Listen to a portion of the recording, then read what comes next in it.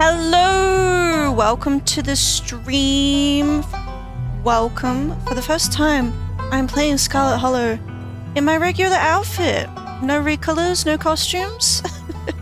This is me for anybody who hasn't seen it before. Anyway, the reason I'm in the chatting area right now is because I wanted to talk about something before we get into it. I wanted to talk about something scary that I saw in the Scarlet Hollow Black Tabby Games Discord server. I've been kind of active in there this past week, you know, losing my mind, going, what's gonna happen? And so a bit of a question mark for me has been, what's the deal with Kanika? You know, why have we forgotten her? What purpose does that serve? I thought it had to do with the tea, but I was kind of like, why would Sybil do that? You know, how does that benefit her? Well, some screenshots people have posted in this server have kind of made it clear maybe what's going on. Kabam! This is what I want to talk about.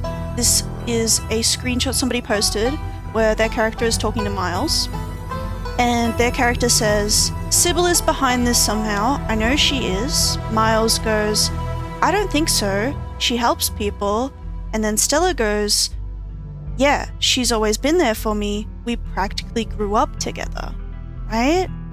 And so that made it kind of click for me. Oh my god, that's what's happening with Kanika, right? Sybil is replacing Kanika in everyone's memories. They are forgetting about Sybil as the, you know, general store owner who gives people tea and is kind of this mysterious old lady. And they are remembering, you know, childhood friend Sybil, who is nice, and she's a biologist, right? Because I think Sybil is setting the stage for her to body snatch Kanika. And so, yeah, there's some stuff there that adds up when you look at it through that lens. One of the things is this whole scene where you find Miles, right? You find him, and he's freaking out. He's like, I feel so wrong. I feel scared. I feel like something bad is going to happen. And I felt this way before. I felt this way back when my dad died. I feel like what Miles is hinting at, what the game is hinting at, is that like what Sybil is doing, she's done it before, and she did it around the time that Kanika and Miles' dad died. Sybil probably isn't their real mom. Probably took over their mother's body. Like, I don't know if their mother was called Sybil. I don't know if she took the name as well. I think maybe she did, because the way Wayne talks about the witch and stuff about names does make me feel like it's like a fae thing where the name has power, right? But I'm not really sure, because everyone is remembering Sybil as Sybil, so maybe not. Maybe, I guess we'll see. But yeah, I wanted to talk about that because, oh my gosh, I'm so scared. For me, as a Kanika romancer who drank the tea, I am more and more feeling like I should not have done that. I should not have drank that tea. Well, anyway, let's just get into it. What I remember doing, because at the end of my last stream, I did go through a bunch of different choices. So just to refresh, in case anybody got confused by the different options that I explored, what I did in this playthrough is I woke up in the Forbidden Wing. I had Dustin and Dustin Mom with me. We kind of explored together. Dustin Mom got to a point where she was like, this is too dangerous, we are leaving. And I was like, that's okay. So I explore the rest of the place on my own. Wayne is playing the piano. I go find him. I talk with him a bit, and he kind of implies some stuff, right, about what that weird room we found was, what's going on there, stuff about Tabitha. After that, we leave the manor and we start freaking out. We start panicking. Our character starts panicking, and we're like, what do we do? And we have a couple options. The first thing I did was go, I want to find someone I can trust. And when I had the option to find Kanika, you know, her name was blanked out, but that's clearly who it was referring to because, yeah, in the recap, we forgot about her. It was all blanked out like that. I chose that because I was like, I really want to find Kanika. I'm really scared. I'm really concerned about her. I got like a little bit of a glimpse about the general store And so I made my way over the general store hoping to find her. Didn't find her. I found Miles instead, who was, yeah, he was freaking out. He was panicking and told me, like, you know, I feel like something bad is going to happen. You need to find Julius. Julius has this notebook.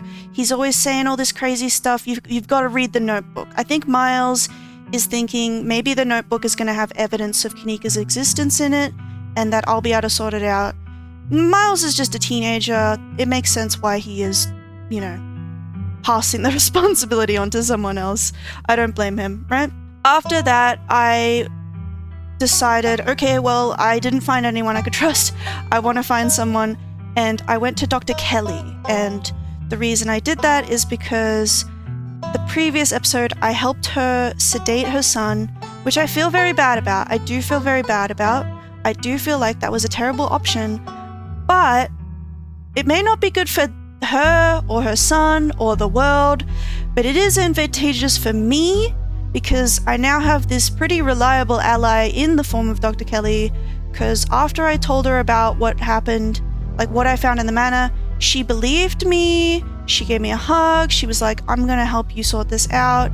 It was surprising to me. I mean, it made sense though. It made sense. She's really reliable. So I don't remember what our plan was, but we got interrupted by a pager of hers going off, reporting on a possible murder at Julius's farm. She's the only doctor in town, so it's her responsibility to go and probably perform an on-site autopsy, right? Or something like that. Maybe other people got injured, I don't know. So she's like, you're gonna come with me, we're gonna go together. That's how I concluded that episode. That was at the point where I reloaded and I checked out some other options, and off stream I also checked out some other options. Interesting stuff, but for now, let's just continue this save. You can feel something. Your head swims, your ears ring. There is another stone nearby, its hold on you growing strong, trying to detach you from the solidity of the station wagon's leather seat behind you. A tingling at the back of your skull, an urgency, almost like a hand pressing you gently forward, with the threat that it might become more forceful if you don't comply. Ooh, like something crying out, and its calls will only stop once you've found it and given it what it needs. But as you step into the fresh air, you find yourself having to dig in your heels to stop from taking another step forward, your teeth grinding restlessly as you try to ignore the invisible, eager thread tugging at your chest.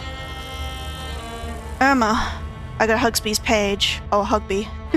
Hugby's page. What's going on? Where is everyone? Well, I called the cops on account of Beau went missing. Beau went missing, and last I heard, he said he wanted to go give Julius a piece of his mind. Yeah. If you guys don't recall, if you don't remember what's going on with Beau and Julius, Beau is convinced that his prize pumpkin, Big Betty, has been stolen by Julius, so that's why Beau maybe came here to give Julius a piece of his mind. First, the sheriff went in alongside that white deputy, the one in the sunglasses, but then something happened, and there was a gunshot, and then this awful shrieking went like no creature I ever heard. It was a gunshot after the cops went in. That's when the other deputy, the black one, he ran in and the door shut behind him. Nobody's come out since. This could be a colorblind story, Emma. So everyone's inside. Starting to worry me. I'm running out of folks to call for help. There should be a radio in the squad car. Come on, Comet, let's see if we can at least make contact with them. But Dr. Cully's words are becoming fuzzy. As if you've heard enough and don't need to listen anymore. The house is letting people in.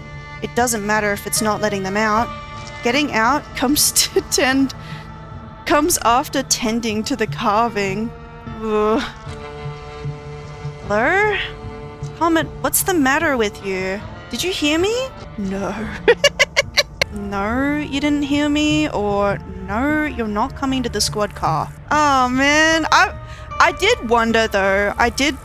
I was like thinking about it, the whole, oh, Dr. Kelly's so reliable and we're going here with her and it's gonna be so great, right? I was like, hold on, this is a horror game. That can't be how it goes, right? Like, I even started worrying like, oh, what if this is gonna be like Until Dawn or some story like that where there's like the badass mentor character, but they're too good. They're too good, so they have to be killed off. And then I was like, oh my god, how funny would it be? Like, darkly funny, if I somehow got Dr. Kelly killed, and then I had to go back to Reese, who is locked in that cell, because I have to let him out, and I have to explain what happened. But, yeah, it seems like we are just walking on ahead of her, which it makes sense, we are drawn to these carvings.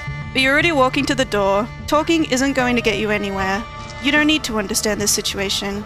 You already know you're going to be a part of it. So you might as well go where you need to go. Oh, come on. I guess I'm coming too. It's gonna be alright, Irma. We'll get Bo out of there, I promise. I believe my Dr. Kelly didn't bring a gun. I saw some people in the Discord server saying she can or can't have a gun. So I don't know what I did to influence that. I don't remember. Damn, who am I supposed to call once the dog's stuck in there too? Stuck in there? The words of the people around you are just noise now. You pick up the pace. All you see is the neglected farmhouse on the other side of the field, your destination. The door opens and you step across the threshold. You're vaguely aware that Dr. Kelly has been following just behind you, her determined tread closing in just as the door swings shut behind you both. Okay, so she is in here with me. Whoa! Okay, that's definitely a murder, or... yeah, okay. Whoa. Sheriff Hugby dangles in the middle of the room. An axe attached to some strange mechanism in the ceiling is embedded in his face, holding up his corpse in an imitation of life. Right, I'm remembering now, because I did off-stream go check out what happens if you go talk to Avery, and Avery mentions that Julius has all these traps set up. Julius is like a doomsday prepper, so this could be a horrible accident where Sheriff Husby set off one of the traps. I mean, I don't think it's quite legal to have this kind of trap in your house, I don't know. Or it could be all that weird plant organ shit that set off the trap as well. Jesus. Careful, Joan. There are traps all over the damn place. So, yeah, when you do go with Avery, Avery is like, yeah, there are all these traps, but don't worry, I know where they all are, so we'll be able to get in and it'll be safe there, right? Because if you go to Avery first, before anybody else, you are able to encounter them, tell them what you found, and Avery is like, yeah, we can hide out here. So maybe Avery is the best person to go here with, but that's not who I chose, so we're gonna see how it goes. Past the body, you can see a giant pumpkin through the door to the garage. Cracked open, its guts strewn across the floor. Seeds dotted across the hardwood like a trail of breadcrumbs leading to the basement stairs. What the hell is going on here? Derrickson, is the doc here yet? We need a medical professional down here. His voice is coming from the basement. That's where you need to be. He's been shot, Joan. I think you'd better call somebody. The doctor's here? Oh, this is Avery. Julius, you should let her come down. You don't really want the officer to die down here, do you? I'm not the one blocking the stairs. I'm guessing this is Julius? I'm not the one you gotta convince. It won't be blocked for you. The stone wants you here. Everybody shut up! Avery, that's your name, right? Get pressure on that wound. Yes, ma'am. Get away from him, kid. But the doctor... I don't care. Let him bleed. You're only making problems for yourself, Tremaine. Dr. Kelly quickly pulls out her phone. Damn it, there's no signal in here. I've got to step outside. You keep holding that wound, and no one else had better die while I'm gone. The doctor pulls at the door, but a weave of fibrous tendrils hold it shut. It would seem that the same forces that let all of you in refuse to let anyone leave. Right. Are we stuck here? What the hell are we supposed to do now? You already know what to do. Approach the basement. Okay, and I guess I get around the traps somehow. You're vaguely aware that Officer Derrickson is trying to stop you, but he's too nervous to take a step. You reach the basement door and start to claw at the weird, fleshy vines blocking your way. They're strong, but they relent under your touch, welcoming you down below.